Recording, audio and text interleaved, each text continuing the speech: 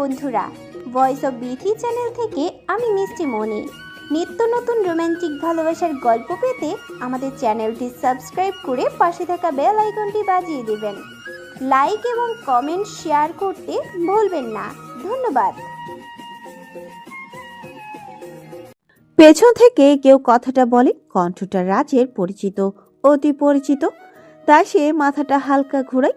মুখে লম্বা মোটা সিগারেট জ্বলছে, গলায় সোনালি কালারের মোটা চেইন, সাদা শার্ট, হাতগুলো ভাঙানো। চাঁদের আলো ওই চেহারাটা স্পষ্ট বোঝা যাচ্ছে ছেলেটা ফরহাদ। রাজ অবাক হয়ে যায় ফরহাদকে এখানে দেখে। তাহলে সেই দিনের রহস্যময় কথাটার মানে এটাই যে ফরহাদ ক্ষমতার লোভে রাজের সাথে বেইমানি করবে, কিন্তু রাজ বুঝতে পারছিল না ফরহাদ এমন একটা মাস্টারমাইন্ড খেললো তার সাথে। ফরহাদ সিগারেট টানতে টানতে সালমানের পাশে দাঁড়ায়। পাশ থেকে একটা ছেলে চেয়ার এনে দিলে পায়ের ওপর পা তুলেই বসে। কেমন লাগলো আমার মাইন্ড গেম? তোর মাইন্ড গেম দিয়ে তোকে নিজের জালে ফাঁসিয়েছি। রাজ রাগে বাম পাটা দিয়ে মাটিতে হিট করে বলতে থাকে, ফরহাদ, আমাকে এখনই মেরে দে, নয়তো সময় যত পারবে আমার মাইন্ড গেম তত বেড়ে যাবে। হয়তো কিছুক্ষণ পর এখানে কেউ বেঁচে থাকবি না। তুই জানিস আমি শত্রুকে ছেড়ে দিলে বিশ্বাসঘাতককে ছাড়ি না। সালমান আর ফরহাদ রাজের কনফিডেন্স দেখে হালকা অবাক হয়, কিন্তু তা প্রকাশ করে না। সালমান হালকা হাসে। তুই চিন্তা করিস না, রাফসান রাফিন আসলেই দুটোকে একেবারে মেরে ফেলিব। পৃথিবীতে সবাই ধসের মধ্যে বাস করে। তুই হয়তো জানিস রাফসান আর রাফিনকে পেছন থেকে মারার সাহস সবারই থাকে, কিন্তু সামনে এসে ফুলের টোকা দেওয়ার সাহস কারো নাই। কথাটা শুনে সালমান রেখে রাজের বাম গালে কষে একটা চড় মারে। রাজের গায়ে সকালের সাদা গেঞ্জিটা এখনো পরা। সাদা কালারের গেঞ্জি লাল রক্তের ছেয়ে গেছে। সালমানের চড় খেয়ে রাজের ঠোঁট কেটে রক্ত বের হতে থাকে। হালকা লম্বা চুলগুলো ছড়িয়ে ছিটিয়ে আছে কপালের আশেপাশে। মুখে হালকা বড় বড় ঘন কালো দাড়ি, মুখে লেগে আছে রক্ত। এখন রাজকে পুরো মাস্তানি জগতের রাফিয়ান মনে হচ্ছে। সালমানের চরমারা দেখে ফরহাদ বলে, বাচ্চা ছেলেকে কেউ এমন করে চড় দেয়? তুমিও না সালমান? একে হাত দিয়ে মারবো না, মাইন্ড দিয়ে মারবো, তাহলে তো মজা পাবো। ফরহাদ স্যার, উনি এখনো আসছে না কেন? আমার আর ভালো লাগতেছে না, মন চাচ্ছে এখনই মেরে দেই উত্তার বাচ্চাটাকে। আরে সালমান, অপেক্ষা করো। জানো তো একটা কথা, অপেক্ষা করার ফল মিষ্টি হয়। দূর থেকে গাড়িটা হলদে আলোয় বোঝা যাচ্ছে কেউ আসতেছে। সাদা কালারের গাড়িটা এসে রাজদের পাশে থামে। গাড়ি থেকে একটা আগন্তুক নামে। রাজ আগন্তুকটাকে দেখে অবাকে শেষ পর্যায়ে চলে গেছে। এমন একজনকে এখানে দেখবে ভাবতে পারছে না। সাদা কালারের গাড়ি থেকে কালো কোট পরা একটা আগন্তুক নামে। মাথায় বড় লম্বা হোজলা টুপি পরানো, যার জন্য মুখটা বোঝা যাচ্ছে না। মুখে সিগারেট লাগিয়ে রাজদের কাছে আসতে থাকে। একটা ছেলে চেয়ার এনে দিলে আগন্তুকটা পায়ের ওপর পা তুলে সিগারেট টানতে থাকে। এবার আগন্তুকটা তার লম্বা টুপিটা হালকা সরিয়ে রাজের দিকে তাকায়। রাজ অবাক হয়ে যায়, মুখ ফুলে বলে, মেহরাব। মেহরাব হাসতে থাকে আর রাজকে বলতে থাকে, রাজ, তোকে একদিন চ্যালেঞ্জ করে বলেছিলাম আমার সাথে মাইন্ড গেম খেলতে, তুইও রাজি হয়ে গেলি। বাস শুরু করলাম মাইন্ড গেম খেলা।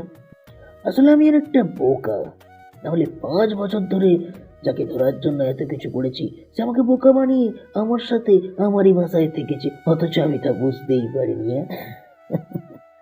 তুই ভালোই খেলেছিলি, কিন্তু একটা জায়গায় এসে ভুলটা করে ফেলেছিস। জানিস কোনটা? শোন তাহলে। সাব্বিরের লাশের পাশে 2টা মার্বেল পাওয়া যায়, যেটা আমি আর সাইফুল ছাড়া কেউ জানতো না। আমি জানতাম রাফসান তার মাথা ঠান্ডা রাখার জন্য 2 হাতে 2টা মার্বেল ব্যবহার করতো। তাই আমি শিওর হই যে সাব্বিরের খুনটা রাফসানই করেছে। কিন্তু আমি প্রতিদিন লক্ষ্য করতাম তোর বাম হাতে সবসময় 2টা মার্বেল থাকতো। মাঝে মধ্যে তোর কেবিনে গেলেও মার্বেল তোর টেবিলের উপরে রাখা থাকতো। কিন্তু আমি বুঝতে পারিনি যে তুই ছিলি আসল খুনি। ইকবালের কিছু কথাই তোর উপরে আমার সন্দেহ হয়, তাই তোর কেবিনে তোর কিছু কথা শুনে ফেলি আর তোর উপর আমার সন্দেহের জাল বিছিয়ে দিই। ফারহাদ তোকে এই শহরে পাঠিয়েছে। হঠাৎ কেন পাঠালো সেটাই বুঝতে পারলাম না। আমি চিন্তা করতে থাকলাম যে ফারহাদ এত অল্প বয়সে কিভাবে সিএম হলো। তাই ফারহাদের সম্পর্কে তথ্য বের করতে থাকলাম, কিন্তু ফারহাদের কোনো ভেজাল ছিল না। তবে ফারহাদও একটা ভুল করে ফেলে, সেটা আমার জন্য রহস্য উন্মোচন করার জন্য এক ধাপ এগিয়ে নিতে সাহায্য করে। ভুলটা হলো কিছু সার্টিফিকেটে তার ভিন্ন ভিন্ন পরিচয় দেওয়া। খুনির পিছনে আর নিজের মাইন্ড গেমটা খেলতে চাই না, বন্ধ করে দিলাম। কিছুদিনের জন্য লেগে পড়লাম ফারহাদের পিছনে, আর তার সম্পর্কে সব তথ্য পেয়ে যাই। ফারহাদের সাথে একটা পার্সোনাল মিটিং এর আয়োজন করলাম। ফারহাদও রাজি হয়ে গেল। এক এক করে যখন সব তথ্য ফারহাদের সামনে রাখতে শুরু করি, সে এটা দেখে ঘাবড়ে যায়। আমি তাকে অফার করি, রাফসান আর রাফিনকে আমার চাই, বদলে আমার কাছে যতগুলো তথ্য আছে সবগুলো তাকে দিয়ে দেব। মেহেরাবের কথাগুলো বলে এবার থামে, হাতে থাকা সিগারেটটা শেষ হয়ে আসে। মেহেরাব আরেকটা টান দিয়ে শেষ অংশটুকু মাটিতে ফেলে দেয়। মেহেরাবের কথা শুনে রাজ অবাক হয়ে যায়, কারণ সে মেহেরাবকে যতটা বোকা ভেবেছিল ততটা সে না। রাজ নিজেকে কেমন যেন একাকিত্ব অনুভব করছে, যেন আজ তার মাইন্ড গেম খেলার দিন। এতদিন সে সবাইকে মাইন্ড গেমের গুটি হিসেবে ব্যবহার করত, কিন্তু আজ নিজের অজান্তেই সে আরেকজনের মাইন্ড গেমের গুটি হিসেবে চলেছে।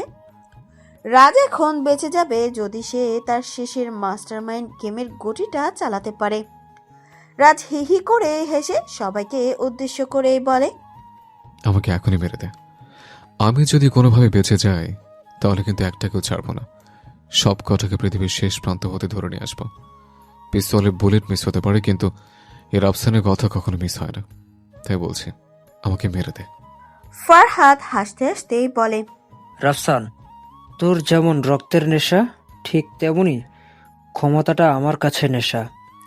মেহরাবের ডিলটা আমার কাছে ভালো লেগেছিল, যার কারণে তোর সাথে হালকা মাইন্ড গেম আর বেইমানিটা করলাম। আমি জানি তুই ঠান্ডা মাথার খেলোয়াড়, কিন্তু আজ তোর কোনো মাইন্ড গেমই কাজে আসবে না। পাশে দেখছিস কত বডিগার্ড আছে আছে দূর থেকে স্নাইপার ফিট করা। হয়তো একটা বুলেটই যথেষ্ট তোর মতো মাফিয়াকে মারার জন্য। তুই জানিস বেইমানি আমার পছন্দ না। আমি বেইমানকে খুবই কষ্ট দিয়ে মারি। আর আফসান সব জায়গাতে মাইন্ড গেম খেলতে প্রস্তুত। আমি আমার শত্রুকে দ্বিতীয়বার সুযোগ দিই, কিন্তু বেইমানকে কোনো সুযোগ দিই না। রাফিন চলে এলে তোর আর কিছু করতে পারবি না। এখনই আমাকে মেরে দে। রাফসান, তোর জন্য আমার অনেক কষ্ট লাগছে। কেমন করে নিজের হাতে তোদের দুটোকে মারবো। একসাথে গ্যাং লিড দিতাম, কিন্তু কোনো এক অজানা কারণে আমি তোদের সাথে বেইমানি করলাম। সুযোগ তৈরি করে তোদের সাথে ছোট একটা মাইন্ড গেম খেললাম। রাফি তার গাড়িটা রাস্তার পাশে দাঁড় করায়। গাড়ি থেকে নেমে আশেপাশে তাকায়, কিছু কালো কোট পরা ছেলে হাতে AK-47 নিয়ে দাঁড়িয়ে আছে। দূরে 3টা গাড়ি রাখা আছে, একটা গাড়ির আলো জ্বালানো।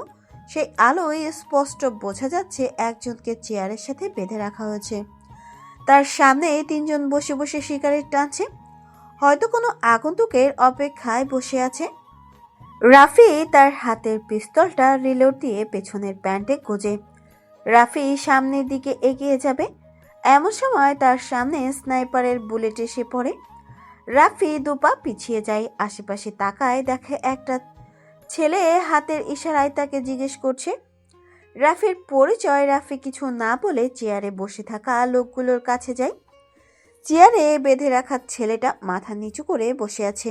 এবার হালকা করে সে তার মাথাটা উঁচু করে। রাফি অবাক হয়ে যায় রাজকে এভাবে বাঁধা অবস্থায় দেখে। দৌড়ে রাজের কাছে যায়। রাজ আগন্তুকটাকে দেখে জোরে জোরে হাসতে হাসতে ফরহাদ, সালমান, মেহরাবকে উদ্দেশ্য করে বলে, মারতে পারলি না আমাকে। অনেক সময় দিয়েছি কিন্তু মাইন্ড গেম খেলার জন্য আমাকে মারলি না। এবার আর আমি সে ভুল করব না। আমার পিস্তল থেকে 3টা বুলেট বের হবে, সেগুলো সব তোদের 3টার কপালে। No more chance. রাজের এমন জোরে জোরে হাসা আর কথা বলা শুনে সবাই আগন্তুকটার দিকে তাকায়। লম্বা কালো কোট, মুখে কাটা মাস্ক, আঙুল বের করা, কালো মোজা, মাথায় বড় হুজওয়ালা টুপি, যার জন্য মুখটা স্পষ্ট বোঝা যাচ্ছে না। আগন্তুকটা মাফিয়াদের স্টাইলে সিগারেট টানছে। কেউ বুঝতে পারছে না কে এই অজানা আগন্তুক। তাই সালমান চিৎকার দিয়ে বলে, ফরাদ, এটা রাফিন। আমি ওকে দেখিনি, কিন্তু তার আগমন সম্পর্কে আমার অজানা নয়। I am Rafin master, mind gamer in mafia city. এই শহরে কোনো এক মাস্টার মাইন্ড গেম খেলতে ছদ্মবেশ নিয়ে আসা। কথাটা বলে রাফি তার কাটা মাস্কটা হালকা সরায়। সবাই রাফিকে দেখে অবাক হয়ে যায়। রাফি মুচকি হেসেই বলে, আমি জানি সবাই আমাকে দেখেছো, কিন্তু তখনকার পরিচয়টা ছিল অন্য। গরিব, খ্যাত, বোকা ছেলে যার নাম রাফি। রাফির কথা শুনে সালমান অবাক, কারণ ভার্সিটির কোনো ঝামেলার জন্য সালমান ভার্সিটিতে যায় আর সেখানেই রাফিকে খ্যাত স্টাইলে দেখে। কিন্তু সে বুঝতে পারছিল না যে সেই খ্যাত ছেলেটার মাফিয়ার সিটির মাইন্ড গেমার। সালমান হা হা করে হাসতে হাসতেই বলে, তোকে ভার্সিটিতে গরিব ক্ষেত অবস্থায় দেখেছি, কিন্তু আজ তোর এমন অবাক করা স্টাইল দেখে আমি আসলেই বোকা হয়ে যাচ্ছি। মেহেরাব নিজেও প্রায় অবাক, কারণ সে রাফিকে আগে থেকে চিনত। কোনো এক বৃষ্টির দিন রাফির সাথে মেহেরাবের পরিচয় হয়। মেহেরাবকে ছাতা দিয়ে সাহায্য করেছিল রাফি। সেদিনকার রাফি ছিল বোকা গরিব, কিন্তু আজ তার এমন অবাক করা আগমনে সত্যি মেহেরাব অবাক হয়ে গেছে। তাই সে রাফিকে উদ্দেশ্য করেই বলে, আসলে তুই ভালো একটা মাইন্ড গেমার, কিন্তু আজ সেই মাইন্ড গেম দিয়েই কিচ্ছু হবে না। আমার হাতের একটা ইশারায় তোদের দুজনের মৃত্যু হয়ে যাবে। কিন্তু আমার তোর সাথে মাইন্ড গেম খেলার অনেক দিনের ইচ্ছে। আমি যাদের ধরার জন্য 5 বছর ধরে পিছনে পিছনে পড়ে আসি, তারা সবাই আমার সাথে দেখা করেছে, আমার বাসায় থেকেছে, অথচ আমি তাদের ধরতেই পারিনি। মাইন্ড গেম বলেই সিগারেটে আর একটা টান দেয়। মাইন্ড গেম কথাটা অতি ক্ষুদ্র, কিন্তু এর ব্যাখ্যাটা অনেক বড়। আমি সবাইকে আমার মাইন্ড গেমের গুটি হিসেবে ব্যবহার করি। কথাটা বলে রাফি পেছন থেকে পিস্তলটা বের করে মেহেরাবের দিকে তাক করেই বলে, তোকেও আমার মাইন্ড গেমের গুটি হিসেবে ব্যবহার করেছি, তা আবার তোর নিজের অজান্তে। শুনবি কিভাবে? তোকে সেই দিন বৃষ্টিতে পড়তে হলো কারণ তোর গাড়িটা আমার এক লোক নষ্ট করে দেয়, যার কারণে তুই বাস দিয়ে বাসায় যাবি। আমি তোকে ফলো করি। চেয়েছিলাম অন্য কোনো ভাবে তোর সাথে পরিচয় হব, কিন্তু আমার ভাগ্যটা ভালো ছিল, যার কারণে বৃষ্টির জন্য আমার ছাতা দিয়ে তোর সাথে পরিচয় হলাম। আমি জানতাম ভার্সিটিতে কোনো ঝামেলা করলে আমাকে তোর থানায় নিয়ে যাবে, আর তোর উপকার করেছি বলে তুই আমাকে তেমন কিছু বলবি না, তুইও আমাকে সাহায্য করবি। কেমন খেললাম তোর সাথে মাইন্ড গেম? রাফি রিলোড দেওয়া পিস্তলে ট্রিগারে চাপ দেবে, তখন একটা সাইলেন্সার লাগানো স্নাইপারের বুলেট এসে রাফির পিস্তলে লাগে। রাফির হাতের পিস্তলটা খানিকটা দূরে যেয়ে পড়ে। সবাই অবাক, কোথা থেকে স্নাইপারের বুলেট এসে লাগলো আর মেহেরাবকে বাঁচিয়ে দিল। মেহেরাব জোরে জোরে হাসতে থাকে। হঠাৎই যেন জায়গাটা নিস্তব্ধ হয়ে গেছে। রাফি যেয়ে রাজের বাঁধনটা খুলে দেয়। কেউ কিছু বলে না। রাজ কোনো মতে বসা থেকে উঠে দাঁড়ায়, চোখে মুখে তার ক্লান্তি ছেয়ে গেছে। রাফি পকেট থেকে একটা সিগারেটের প্যাকেট বের করে তার থেকে একটা সিগারেট রাজের ঠোঁটে দেয়। লাইটার দিয়ে সিগারেটে আগুন জ্বালায়। কোথা থেকে যেন স্নাইপারটা চালানো হচ্ছে। স্নাইপারের বুক কাঁপানো আওয়াজে চমকে ওঠে সবাই। স্নাইপারে 2টা বুলেট এসে লাগে পাশে AK-47 নিয়ে দাঁড়ানো 2টা বডিগার্ডের কপালে। ফরহাদ, সালমান, মেহেরাব বসা থেকে উঠে দাঁড়ায়। রাফির দিকে চেয়ে দেখে রহস্যময় ছেলেটা কেমন যেন উৎফুল্ল ভঙ্গিতে দাঁড়িয়ে সিগারেট টানছে। চারপাশে পিন পিন নিরাপত্তা বিরাজ করছে। দূর থেকে দেখা যাচ্ছে একটা ব্ল্যাক কালারের গাড়ি এদিকেই আসছে। গাড়িটা এসে মেহেরাবের পাশেই দাঁড়ায়। সবাই আগ্রহের দৃষ্টিতে চেয়ে আছে গাড়ির দিকে। গাড়ি থেকে একটা আগন্তুক নামে, যার পরনে সাদা কালারের একটা কোট, লম্বা হুডওয়ালা টুপি, মুখে সিগারেট ঝুলছে। বড় টুপিটার জন্য মুখটা স্পষ্ট বোঝা যাচ্ছে না। গাড়ি থেকে আরেকটা আগন্তুক নামে, যার পরনে মাফিয়া ব্যান্ডেল, একই রকম ভঙ্গিতে হেঁটে রাস্তার সামনে এসে দাঁড়ায়। কেউ বুঝতে পারছে না কারা এই আগন্তুক আর এখানে কি উদ্দেশ্যে এসেছে। নিঃশব্দ পরিবেশে শুধু শোনা যাচ্ছে উপস্থিতি, মানুষগুলোর ঘন ঘন শ্বাস নেওয়ার শব্দ। নীরবতা ভেঙে দ্বিতীয় আগন্তুকটা মাথা থেকে হুডওয়ালা টুপিটা সরায়। আগন্তুকটাকে দেখে রাফি জোরেই বলে, রিয়াজ তুই? আমি। রাফি জোরে হেসেই বলে, হেসে গেছে আমার ছোট ভাই। এবার খেলাটা খেলতে আমার দারুণ মজা হবে। রাফির কথা শুনে রিয়াজ হাসে। রাফিন ভাই, আমি তোমার জন্য আসিনি, এসেছি ছোট একটা মাইন্ড গেম খেলতে। সব সময় তোমাদের সাথে কাজ করেছি, দেখেছি তোমাদের মাস্টার মাইন্ড গেম কত সূক্ষ্মভাবে খেলো। সবাই তোমাদেরকে নাম শুনলে ভয় পায়, কিন্তু আমাদের কেউ মানে না। আমরা চাই ক্ষমতা, পাওয়ার, যেটা পেতে হলে তোমাদের সরাতে হবে। তাই ছোট একটা মাইন্ড গেম খেলতে চলে এলাম। রিয়াজের কথা শুনে রাজ অবাক হয়ে বলে, রিয়াজ, ক্ষমতা লাগলে আমাকে বলতি, দিয়ে দিতাম, কিন্তু পেছন থেকে বেমানাটা না করলে পারতি। আমার সাথে শত্রুতা করিস না রিয়াজ। পিস্তলটা তোরই থাকবে, আর লাশটা তোর পাওয়া যাবে। আমি আমার শত্রুকে খুবই কষ্ট দিয়ে মারি। রিয়াজের পাশে থাকা সাদা কোট পরা আগন্তুকটা অর্ধেক পোড়া সিগারেটটা মাটিতে ফেলে বলতে থাকে, কত বছরের অপেক্ষায় আজ আমার গেমটা সম্পূর্ণ হবে। মাস্তানি জগতের মাফিয়া কিং হতে চেয়েছি, কিন্তু কিছু বন্ধু নামক শত্রুর জন্য তা হতে পারেনি। আজ আমার সেই অনাকাঙ্ক্ষিত দিন চলে এসেছে। আজ হবে ফাইনাল মাইন্ড গেম খেলা। যে যত বেশি মাইন্ড গেম খেলবে তার হবে জয়, আর যে পারবে না তার হবে মৃত্যু। মেহরাবের কাছে আগন্তুকের গলার কণ্ঠ খুবই পরিচিত মনে হচ্ছে, তাই সে আগন্তুককে উদ্দেশ্য করেই বলে, কে তুই? কিসের মাইন্ড গেমের কথা বলছিস? আগন্তুকটা একটু শব্দ করে হেসে মাথার হুডওয়ালা টুপিটা সরায়। মুখে ক্লিন শেপ দেওয়া মুখটা শ্যামলা বর্ণের, ঠোঁটগুলো অনেক কালো মনে হয়, দিনে অনেক সিগারেট টানে। আগন্তুকের চেহারা দেখে কম বেশি সবাই অবাক হয়ে চেয়ে আছে। হাই গাইস, আই এম আনাপ, যাকে সবাই ঢাকার টপ বিজনেসম্যান আনাপ চৌধুরী বলে জানে। কিন্তু বিজনেস ছাড়া আমার একটা আলাদা জগৎ আছে, তা কেবল আমিই জানি। রাফি অনেকটাই অবাক হয়ে বলে, আনাফ সাহেব, আপনি? এটা কিভাবে সম্ভব? হ্যাঁ, আমি। অবাক হয়েছিস মনে হয়? পৃথিবীতে মানুষের কাছে অসম্ভব বলতে কিছুই নেই। আমি মাফিয়া কিং হওয়ার জন্য দীর্ঘ 14 বছর ধরে মাইন্ড গেম খেলে আসছি, কিন্তু হঠাৎই রাফিনা রাফসান নামক দুইটা ছেলে আমার সেই তৈরি করা সিংহাসন নিজের আয়ত্তে করে নেয়। সবাই আগ্রহের দৃষ্টিতে আনাফের দিকে চেয়ে আছে। কি বলতে চলেছে আনাফ? আনাফ সবার দিকে তাকিয়ে দেখে সবাই তার দিকে আগ্রহের দৃষ্টিতে তাকিয়েছে। আনাফ মুচকি হেসে পকেট থেকে আরেকটা সিগারেট বের করে টানতে থাকে। সেখানে এক প্রকার নীরবতা বিরাজ করছে।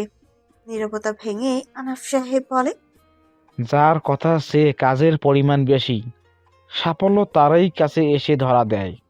কারণ যে নদী যত গভীর, তার বয়ে যাওয়ার শব্দ তত কম। কিন্তু মাফিয়ার সেই সিংহাসনে বসার জন্য কত কষ্ট করেছি, বছরের পর বছর মাইন্ড গেম খেলেছি। কিন্তু হঠাৎই দুইটা ছেলে এসে আমার সব প্ল্যান শেষ করে দিয়েছে। আমার কাজের পরিমাণ অনেক ছিল, কিন্তু সব শেষ হয়ে যাওয়ার পরও আমি হাল ছাড়িনি। শুরু করলাম নতুন মাইন্ড গেম খেলা। যেই খেলা শুরু করব তা আমি শেষ করব আমি। আর সেই খেলার সমাপ্তি ঘটবে। কি রে রাফি? না মানে রাফিন, অবাক হয়েছিস আমার কথা আর আগমনে? এই রাফিন কখনো অবাক হয় না, কারণ রাফিন সব জায়গায় সঠিক মাইন্ড গেম খেলতে ভালোবাসে। আমি সত্যিই জানতাম না যে তোর ভালো চেহারার ভেতর লুকিয়ে আছে এমন এক হিংস্র রূপ।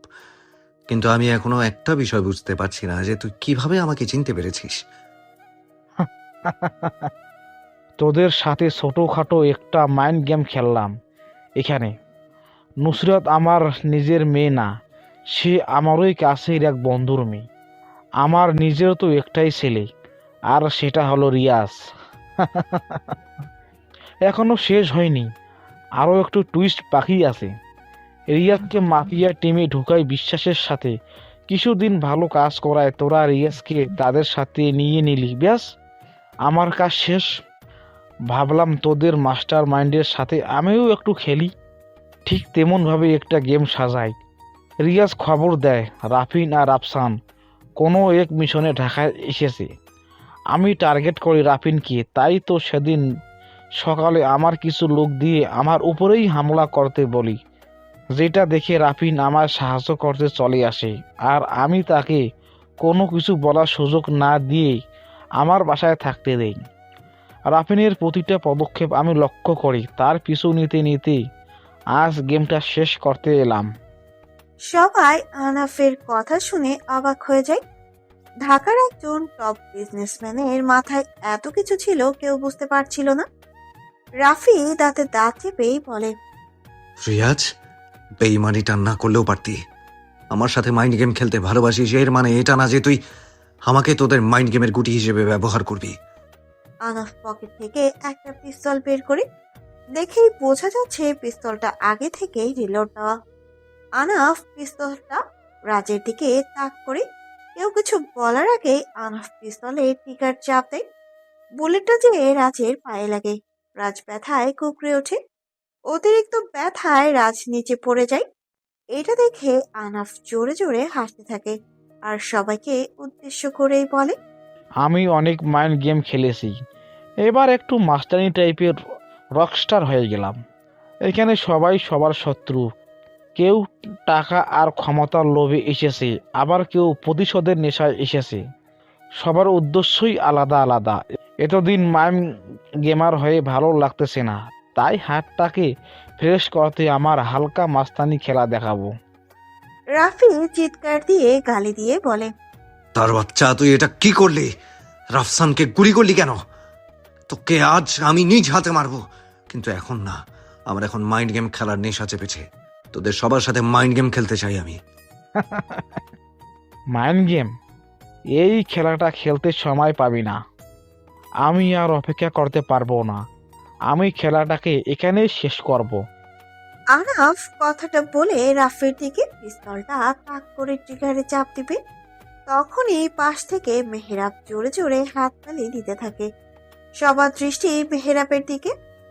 এতক্ষণ চুপ করে থাকা ব্যক্তিটা এখন শব্দ করলো, যেন ঘুমন্ত বাঘ হঠাৎ করে জেগে উঠেছে। মেহেরাব ঠোঁট থেকে সিগারেটটা বাম হাতে নিয়ে একটু সামনের দিকে এগিয়ে যায়। মেহেরাব সামনে যে একটু শব্দ করেই বলে, অনব, খেলাটা ছিল আমাদের, হঠাৎ করে তোর আগমন, এটা কিন্তু ঠিক না। আমাদের খেলা আমরা খেলবো, তুই চলে যা, এটা তোর জন্য ভালো হবে। শোন মেহরাব, এক সময় তুই আমার বন্ধু ছিলি, কিন্তু তোর বেইমানির কারণে তুই আমার শত্রু হয়ে গিয়েছিস।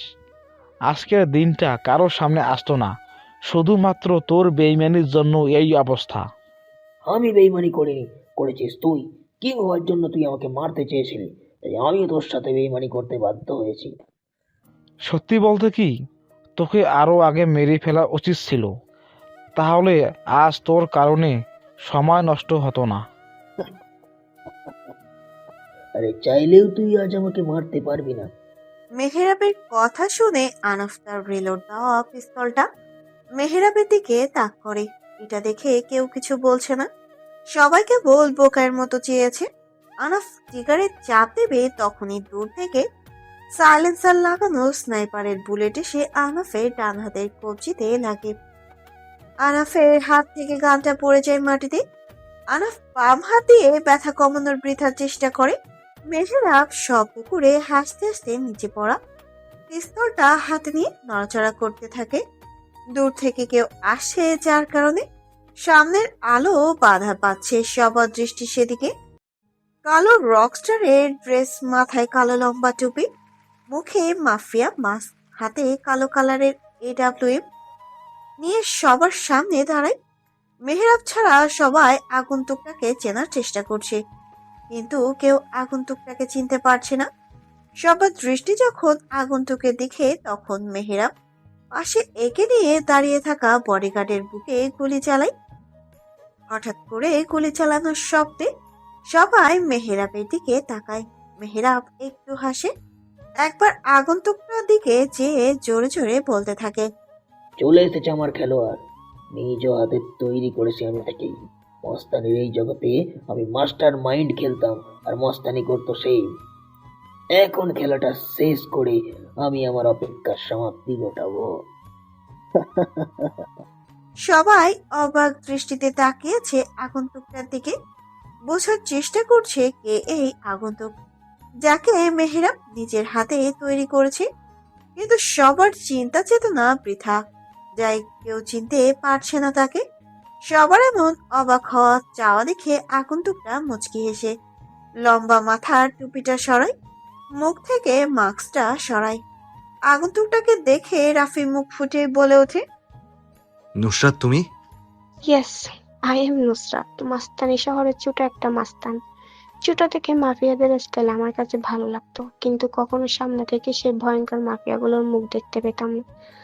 আজ আমার কিছু স্বপ্ন পূরণ হতে চলেছে, নিজ হাতে কিছু মাফিয়া শিকার করব। কথাটা বলেই AWMটা রিয়াজের দিকে তাক করে চোখের পলকের আগে নুসরাতের স্নাইপার থেকে একটা বুলেট যে রিয়াজের কপালটা ভেদ করে বাইরে চলে যায়। পাশে দাঁড়িয়ে থাকা আনাফ যেন বিশ্বাসই করতে পারছে না নুসরাত এমন কিছু করবে। আনাফ ভয় পেয়ে যায়। নুসরাত স্নাইপারটা রিলোড দিয়ে আনাফের দিকে তাক করেই বলে, get ready for death mister Anaf. Anaf কথাটা শুনে ভয়ে একটা ঢোক গিলে বলে, নুসরাত, তুই আমার একমাত্র মেয়ে, তুই আমার সাথে এটা কিভাবে করতে পারিস? হাত থেকে গানটা নামা, আমার লেগে যেতে পারে। আমি জানি মিস্টার আনাফ, আপনি আমার বাবা না। আমার বাবার নাম শামীম আহমেদ, যে একসময় আপনার অতি কাছের বন্ধু ছিল, কিন্তু আপনি আমার বাবার সাথে বেইমানি করে মেরে ফেলেছেন। আমাকে ছোট থেকে নিজের মেয়ে হিসেবে লালিত পালিত করেছেন। আমি আজকের এই দিনটার জন্য অপেক্ষা করছিলাম, আজ তা এসে গেছে। নুসরাত মামুনি, এগুলো মিথ্যা কথা। আমি তোমার আসল বাবা, তুমি আমার নিজের মেয়ে। আনা, আর যতই মিথ্যে বলিস না কেন, বাঁচতে পারবি না তুই। মৃত্যুর সামনে দাঁড়িয়ে আছিস তুই, এখন সত্যিটা বলে দে। কি সত্যি বলবো আমি? এটা যে শামীমকে আমি মারিনি। নুসরাত শোন আমার কথা, তোর বাবাকে মেরেছি। আনাফ আর কোনো কথা বলতে পারে না। নুসরাতের হাতে থাকা স্নাইপার থেকে একটা বুলেট বের হয়, যেটা গিয়ে আনাফের গলায় লাগে। পরিবেশটা নিস্তব্ধ হয়ে যায়। আশেপাশে শোনা যাচ্ছে মানুষগুলো নিঃশ্বাস ছাড়ার শব্দ। এবার নুসরাত বলে, মেহেরাব সাহেব, আমার বাবার মৃত্যুর প্রতিশোধ নেওয়া শেষ। এবার আপনার খেলাটা শেষ করার পালা। কাকে শেষ করতে হবে? মেহেরাব হাতে থাকা সিগারেটটা প্রায় শেষের দিকে চলে এসেছে। একটা ঝুড়ে টান দিয়ে ধোঁয়াগুলো নিরবিচ্ছিন্ন মুক্ত বাতাসে ছেড়ে দেয়। তিনি এবার বেশ গম্ভীর গলায় বলতে থাকে, গেম খেলা শেষ, কিন্তু অ্যাকশন তো শুরু হবে। নুসরাত আমার মাইন্ড গেমের সেই মস্তান। রাফি আর দেরি করতে চায় না। পায়ের কাভার পয়েন্ট থেকে ছোট পিস্তলটা বের করে একটা গুলি করে বুলেটটা যে নুসরাতের বাম হাতে লাগে। নুসরাতের হাত থেকে AWMটা পড়ে নিচে যায়। রাফি হাসতে হাসতে বলে, তোদের খেলা খেলতে খেলতে আমার সময় নষ্ট করে ফেলেছিস। আমি আর বেশি টাইম নষ্ট করতে চাই না। এখানে যত সময় নষ্ট হবে, মৃত্যু তত তার কাছে ঘনিয়ে আসবে। মাস্তানির জগৎটা শুধু রক্তের খেলা। এখানে সবাই রক্তের নেশায় মেতে ওঠে। যার পিস্তল থেকে যত তাড়াতাড়ি সঠিক নিশানায় বুলেট বের হবে, সেই বেঁচে যাবে। যারা পেছন থেকে মেরে দেয় তারা লুজার না, তারাই আসল মাস্তান। সবার পাশে দাঁড়িয়ে থাকা সালমান একটার পর একটা সিগারেট টেনে যাচ্ছে। এবার সে একটু সামনে ছেয়ে বলতে থাকে, তোদের এই বিরক্তকর কাহিনী আমার কাছে ভালো লাগতেছে না। আমি মাফিয়া কিং হতে চাই। এখন তোদের কাউকে বাঁচতে দিব না। সালমান কথাটা বলে কোনো রকমে পেছন থেকে একটা পিস্তল বের করে। চোখের পলকের আগে দুটা গুলি প্রথম বুলেটটা যে নুসরাতের কপালে লাগে। গরম বুলেটে নুসরাতের নরম চামড়া ভেদ করে মাথার পেছন দিয়ে বেরিয়ে যায়। দ্বিতীয় বুলেটটা যে সোজা মেহেরাবের ডান পায়ে লাগে। মেহেরাব ব্যথার চিৎকার দিয়ে নিচে পড়ে যায়। সবাই অবাক সালমানের এমন কাণ্ডে। সালমান নিজে পড়ে থাকা সিগারেটের প্যাকেট আর লাইটারটা হাতে নিয়ে তার থেকে একটা সিগারেট বের করে জ্বালায়। মনের সুখে বড় করে একটা টান দিয়ে বলে, আমি জানি মেহরাব মাফিয়া কিং হওয়ার জন্য আমাকে আর ফরাদকে ব্যবহার করেছে। মেহরাব বেইমানি করে আমাদের দুজনকে মেরে দিবে, তাই নিজ হাতে গুলিটা করলাম তোকে। সালমান, তুই এটা কি করলি? আমি রাফিন আর রাফসানকে মেরে তোকে মাফিয়া কিং বানিয়ে দিতাম। তবে তবে কেন তুই পিছন থেকে আমার সাথে বেইমানিটা করলি? পেছনে থেকে মারাটা আমার স্টাইল, তাও আবারও ছোট থেকে। পরিবেশটা থমকে গেছে সালমানের অবাক করা কাণ্ডে। রাফি আর রাজ জানে সালমান সবার সাথে বেইমানি করে, কিন্তু সবার সামনে এভাবে বেইমানি করবে ভাবাচ্ছে দুজনকে। রাজ এতক্ষণ মাটিতে পড়ে ব্যথায় কাতরাচ্ছিল, কিন্তু এখন উঠে দু হাঁটু ভাঁজ করে বসে হাতে একটা পিস্তল নাড়াচাড়া করছে। সবার দৃষ্টিটা এখন রাজের দিকে। এবার রাজ শব্দ করে হেসে বলে, মাফিয়ার শহরে মাফিয়াদের শত্রু থাকবে, তাই বলে কি শত্রুকে কিছু না বলে ছেড়ে দেব? আমি শত্রুর সামনে নিজেকে দুর্বল করে, কারণ হলো শক্তিশালী শত্রু কখনো দুর্বলকে মারে না। আমি চান্স দিতে নয়, চান্স নিতে ভালোবাসি। আমার মাইন্ড গেম খুবই আলাদা টাইপের। আমি কাউকে কপি করে মাইন্ড গেম খেলি না, নিজে নিজের মতো করে গেম সাজাই, আর সেটা জিতে বাড়ি ফিরে। অনেকক্ষণ চুপ করে দাঁড়িয়ে থাকা ব্যক্তি ফরহাদ এবার রেগে কথা বলতে শুরু করে। সালমান, এই শালাকে আগে মারার দরকার। বেশি কথা বলে ফেলেছে কিন্তু। ফরহাদের কথা শেষ হওয়ার সাথে সাথে রাজ একটা গুলি করে বুলেটটা যে ফরহাদের বুকের বাম পাশে লাগে। ফরহাদ বুকে হাত দিয়ে মাটিতে পড়ে যায়। মুরগির বাচ্চার মতো করে হাত পা নাড়াচাড়া করতে করতে শেষ নিঃশ্বাস ত্যাগ করে। এটা দেখে সালমানের হাতে থাকা পিস্তলটা রাজের দিকে তাক করে জোরে জোরে বলতে থাকে, এই কুত্তার বাচ্চা, তুই কি করলি? এটা ফরহাদকে মেরে দিলি কেন? তোকে আমি এখনই শেষ করব। আমার গেম খেলা এখনো শেষ হয়নি, আরেকটা খেলা দেখবি, দেখ তাহলে। রাজ কথাটা বলে শেষ করার সাথে সাথে আশেপাশের সব বডিগার্ডগুলো নিচে পড়তে থাকে। কোথা থেকে যেন সাইলেন্সার লাগানো স্নাইপার চালানো হচ্ছে, যার কারণে কারো কপালে কারো বুকে সে বুলেটগুলো পতিত হচ্ছে। সালমান, তুই আমাদের সাথে বেইমানি করেছিস, সেটার কঠিন শাস্তি তুই এখন পেয়ে যাবি। রাজের কথা শুনে সালমান ভয় পেয়ে যায় আর পিছাতে থাকে। রাফি হাতে গানটা নিয়ে সালমানের চুলগুলো ধরে সালমানের মুখটা হাঁ করিয়ে পরপর 3টা গুলি করে। সবগুলো বুলেট সালমানের মুখের ভেতর খরচ হয়। রাফি উঠে এসে মেহেরাবের সামনে দাঁড়ায়, আর রাজ কোনো মতে পরে থাকা চেয়ারটা টান দিয়ে পায়ের ওপর পা তুলে বসে একটা সিগারেট চালায়। রাফি মেহেরাবের মাথা বরাবর পিস্তলটা তাক করে পিস্তলে ট্রিগারে চাপ দেবে। তখনই 2টা ব্ল্যাক কালারের বাইক এসে থামে তাদের সামনে। বাইকের হালকা ধাক্কায় রাফির হাত থেকে পিস্তলটা নিচে পড়ে যায়। রাফি তার ডান হাতে হালকা ব্যথা পায়। বাইক থেকে আগন্তুক 2টা নামে, পরনে তাদের মাফিয়া রকস্টার কালো ড্রেস। এবার আগন্তুক 2টা নিজেদের জোকার মাস্ক খুলে ফেলে। রাফি আর রাজ আগন্তুক দুটোর চেহারা দেখে বলে, রিমি, জান্নাত। রিমি যে মেহেরাবের সামনে দাঁড়ায়। মেহেরাব নিচে হালকা করে 2 হাঁটু ভাঁজ করে বসার চেষ্টা করে। হা হা করতে করতে হাসতে হাসতেই বলে, চলে এসেছে আমার মেয়ে, সব কয়টাকে শেষ করে দেবে। মেহেরাবের কথা শুনে রিমি মুচকি হেসে বলে, আজ আমি তোমাকে বাঁচাতে আসিনি বাবা, আমার মায়ের মৃত্যুর প্রতিশোধ নিতে এসেছি। মেহেরাব অবাক হয়ে বলে, মানে?